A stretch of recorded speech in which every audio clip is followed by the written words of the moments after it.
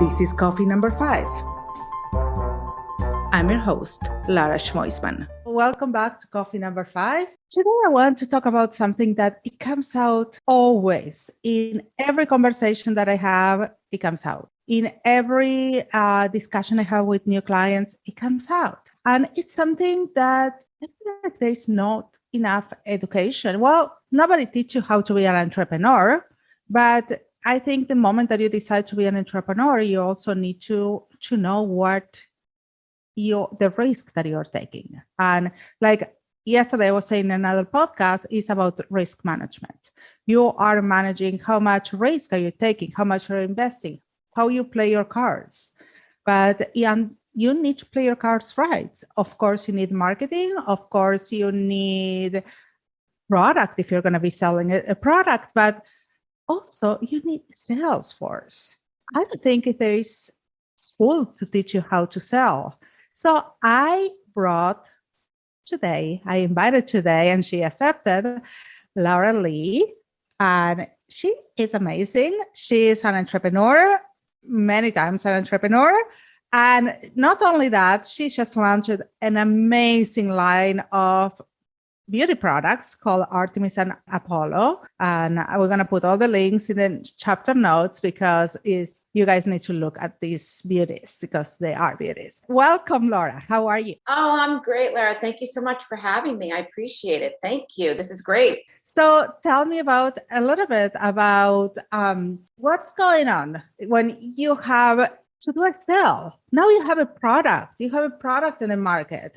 How you approach yourself? I mean, you went into a business knowing that you need to sell a product. Yes, I think that when you have a product and especially when you're trying to enter a industry such as the skincare beauty industry with a brand new product, as we are with Apollo and Artemis Beauty by Quality, it definitely can be very challenging, especially now with the pandemic, because, we're not in a position where we can go out and about and have, demonstrations. So I like what you were saying before is that, there's this thin line, right? This thin line of demarcation between marketing and sales.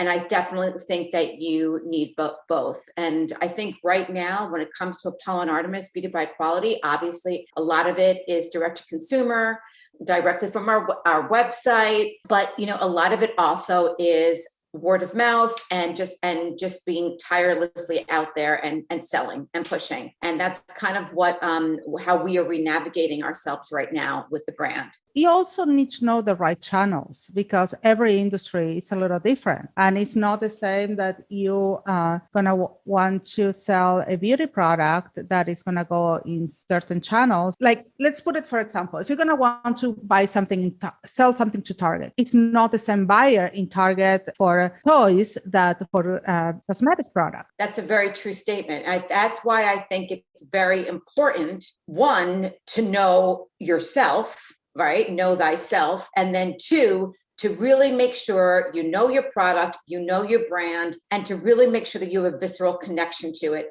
Because once you know who you are, once you know your brand, then you're going to know your audience.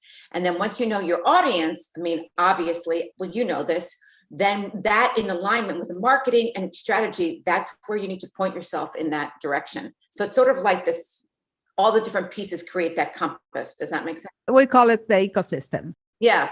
Let me ask you a question because putting a product on a shelf is not easy. It's not easy.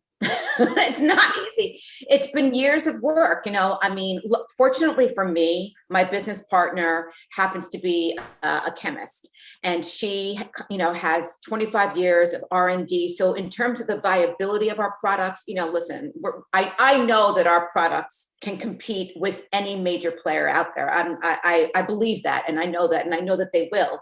But yes, it's the whole process is challenging because it's not just brand awareness, right? It's like, okay, so how do I create the best packaging under these financial constraints, right? Where do I find a lab that's going to also help me be my distributor and, also help me, frankly, be my warehouse under these, because money plays a huge role.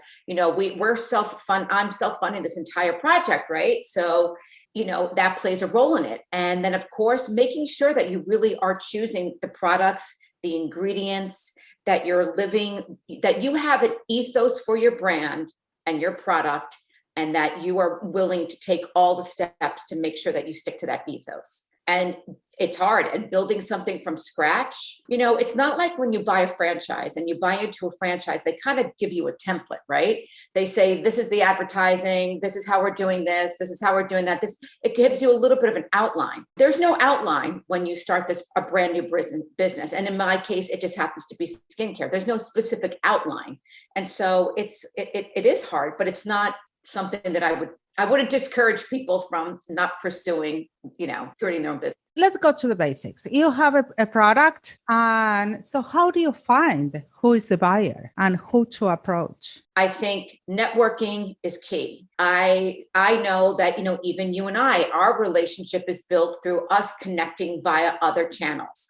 So during this time, you're home, you're on Zoom. People think that in some ways that you're shut out of the world, but in some ways the world exists right in front of you, right? And again, let me reiterate this because it's something that always comes out. You don't network when you need it. You network all the time. You have to live your life constantly networking. And I didn't mean to cut you off, but I'm so glad that you said that, because one of the things that I was talking to somebody about today was everything you do, even when you go out and you go get your hair done or you go get your nails done, it's almost like you have to put on this persona of your business, right?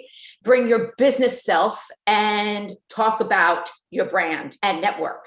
And that's been a huge thing for me. And the amount of networking that we've been able to accomplish, actually being home. Yeah, like we always say, people don't buy what you sell, they buy it why you sell it. And if you're going to be talking to a buyer, you as a persona and the story that you're telling behind the product is super important. I think it's really important.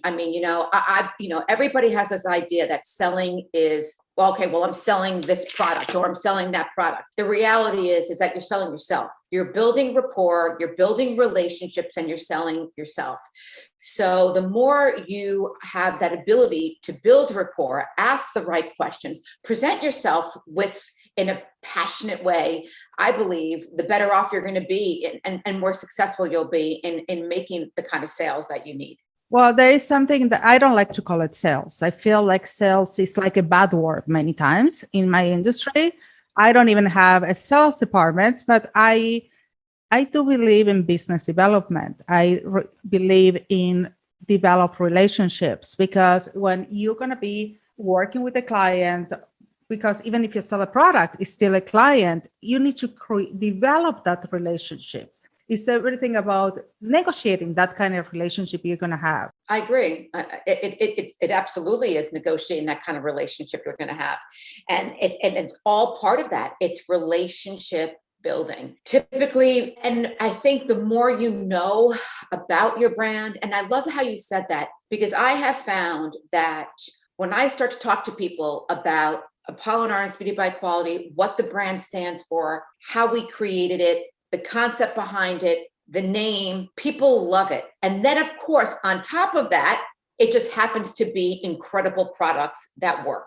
So I think it's a whole kind of combination. And then, of course, you as quote unquote, the person that's the salesperson, of course, you have to also have this, I always say, like, you have to have like this almost like this inner conviction. So you need patience and persistency, because there is something that you're eager to sell your product. You believe in your product. You believe that it's the best product in the market, and you don't understand what the other people are not getting it. But let me tell you something. The other people that they're buying it, they have a schedule. They have a budget. They are busy. So it's okay to follow up. It's okay if they tell you, and it happened to me many times in my life and working with huge companies, that they tell me, call me in 2 months. So I will make a note for myself and I call them in 2 months. And then it will tell me, call me in 3 months. And as long as they tell you that and you keep the conversation going, that's positive. So you shouldn't feel bad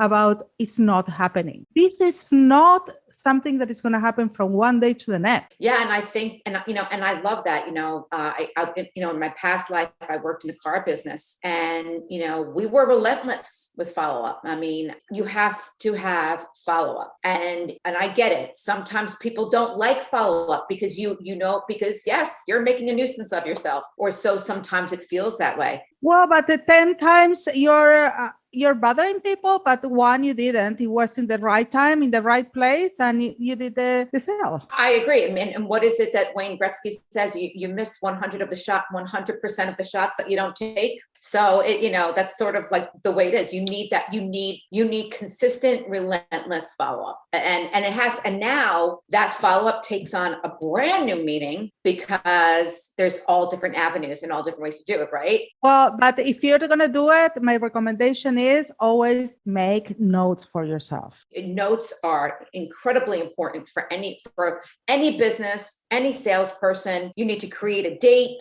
Hey, when may I follow up with you? Tuesday, May 15th, 2:30. You have to write that down. But what I was about to say was, and now you have all these different ways to follow up. I'm personally and still old-fashioned in that nothing beats a telephone call.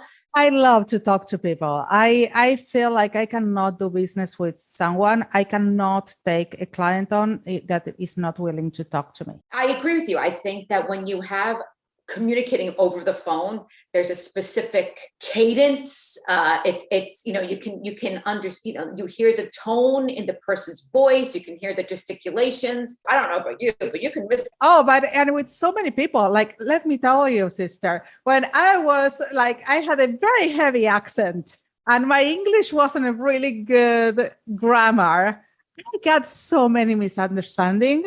Sure. I'm sure of it.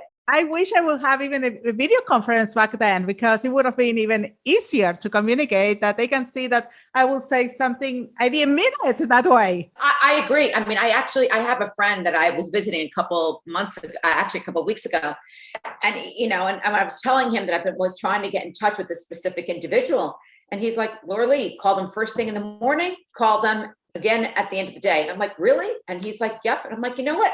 And I know how to do follow-up, but just that little reminder, I was like, okay. Well, if someone doesn't answer my email or my call, I assume they didn't get it, because I cannot believe that someone will be that rude. So, because I answer absolutely everyone. So if they don't answer, I assume that I need to follow up, because otherwise it's like, I don't understand. What's the problem? You don't want to work with me? That's fine. Just say it. I was going to say that. I think I actually kind of like that assumption. I think that's a great trick, because, also being involved in sales, right? So we know that we need consistent follow-up and relentless follow-up, but, you also have to learn not to take things personally. And that can really be difficult, because people say that phrase, oh, don't take that personally. I don't think they really understand what it really, really, really means, but yeah, and you have to have a thick skin. You do, because trust me, I get it. There are people that don't return my phone call. I'm like, oh, my evil twin Louie wants to say all these things to me in my head, but you can't take it personally, and you have to just, stay the course. Okay, we lost track. So we have the person, and so we approach. Okay, you tell them I have a product. What do you send them? A kit? You send them a PowerPoint, a presentation? What do you send them so they see that they have something tangible? Will you go and send them product right away? I don't always send the product right away. What I've been doing initially is I have the story. Because it has a cost to send product. Not only the product is not free for you, also you have to ship it. Yes, to everything. And, and sometimes, especially beauty editors, they're inundated. They might not even want your product, or they might be so inundated with product that they'll have a stash that they might not even get around to opening your product. So what I do is I have a little, I send something that gives an initial introduction to who I am and what the brand is. I refer to it sort of like as our mission statement. And of course, I put the link to my website. And then of course, in my signature, I also have the link to our Instagram, which also has, all of the press that we've done thus far. And that's how I've been starting that initial intro. And then a lot of it too, the other side of that is that I have product here and I have my little credit card swipey thing that I attach to my phone. And when I go out, I take my products with me. And I am that person. I am that person that goes to my hair salon and pitches my product. I believe that in this first approach that we're talking about, you need to go forward, explain who you are and what you want. You need to do it fast in the first email. If the person in the first 30 seconds, they don't get that idea, they're gone. I agree. These people, we have a very small attention span, all of us, right? So as much as you want to be nice and be polite, hi, how are you? Hope you had a great weekend, blah, blah, blah, blah, blah. You kind of got to cut to the chase and present yourself and present the product quickly. Yes, you absolutely do that, especially if you're creating a contact via LinkedIn as well. Yeah, and if your persona has a specific personality, use it in that first approach. I absolutely agree. And sometimes you might have a connection. So, that's always a great way to start off. And I put the person that might have referred me to somebody else, like in the subject. I do the same. But also something I learned, and I was talking to someone about this today. Don't be afraid to ask. You met all these people all around your life. And this is the time that you might need an introduction. You never know who knows someone. So the worst thing that they can say is, I don't know anyone, or I don't feel comfortable making the connection. I love that. And you know what? It's so interesting because, and sometimes I think the best salesperson or whatever, needs that reminder. And I've had to use that and still continue to use that throughout this exposition of my brand. And it's so true because when you sit back and you go, okay, well, actually, how many people do I really know? When you really think about the amount of time, like I know for me, I've had many different careers throughout my lifetime. So when I really sit back and I reflect upon the people that I know, there's a lot of people I know. And if I have to be honest, I'm probably not really taking advantage of all the people that I know. Well, you have homework to do today. I do. If I'm going to talk the talk, I better walk the walk, right? So exactly. There you go. But you're right. But as I said, the way that I met you was through asking somebody else about you. That's how I get all my clients. And I needed an intro to you. And I had seen you out and about. I think we had done a couple of other functions together. Well, I was present and we got to know each other first at a different level, which is always great. And if you can create those relationships. And then something that I'm never going to get tired of saying, information is not power, people. Information is only if you know what to do with it. I have no problem connecting people and introducing people because the contacts don't give you that power. Only the relationship that you build with that person. I think that's a really great way of saying it. Yeah. And I think that's kind of like what we said earlier. It's about building relationships, building rapport, building relationships. Well, I know so many people that they say, I don't feel comfortable in making an introduction or I don't mix friends. Yeah. You know those. Yeah, of course. And that's okay. Everybody has their own journey. Everybody has their own shtick. That's fine. I mean, I get it. But that notwithstanding, try not to be discouraged because there's a plethora of individuals out there that actually really do want to see other people succeed. There are a whole bunch of other people out there that actually really do get excited. I mean, I know that I have friends in my corner, so to speak, that want to help, that want to see. Oh, and I love when one of those introductions, it's fulfilling that you made that connection and there was a reason for it. It was kind of meant to be that you made that connection. I agree. And I love introducing new people to people too. That's awesome. It makes you feel good. It makes you, when you're also can reciprocate, it's a great feeling knowing hey, I had a great experience with a specific person. They have this wealth of knowledge. I had a great experience with this other person and put them into touch. I think that's pretty cool. That's kind of the way it works. Yeah, absolutely. Okay, before I let you go, I want to ask you two things, as I always ask everyone. 3 tips to sell yourself or your product. 3 tips. Yeah, go ahead. I always say that that it's so important that the first thing you need to do, if you're able to close yourself on yourself, you'll be able to close anybody. So 3 tips is definitely know thyself. I would say to you, ask the proper questions.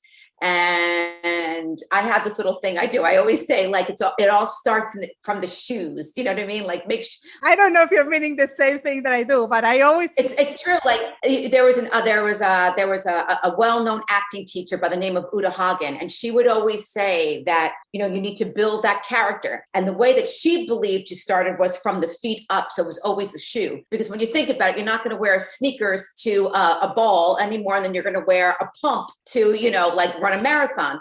So I always encourage, especially women, find that shoe that makes you feel empowered. I love that because I'm all about my lipstick and my shoes. Me too.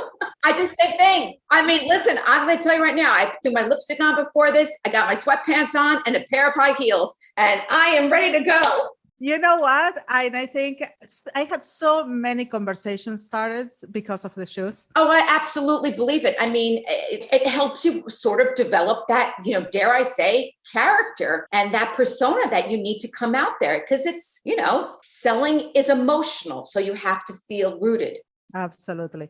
Okay. So I know that you are creating opportunities for people to connect with you. So I don't know how much you want to share about that. And so this is your space to say how people can connect with you and for what. Sure. So people can find me on Instagram, the only Laura Lee. And I'm in the process right now of actually developing programs to really help women understand the concept of clean selling and selling with a purpose. I'll talk a little bit more about my brand, talk a little bit more about where I came from and how I learned what I learned, and share my knowledge and my experience with women. And I definitely have some programs coming up in the next couple of months. That's awesome. Can't wait to see them. Okay. Thank you so much, Laura Lee. It's great having you here in Coffee number 5. And I will see you very, very soon, everyone. Thank you for joining us. If you like the show, remember to leave a review. I will really appreciate it. If you want to know more about marketing and myself, follow me on Instagram. My handle is Lara Schmoisman. It was so good to have you here today. See you next time. Catch you on the flip side. Ciao, ciao.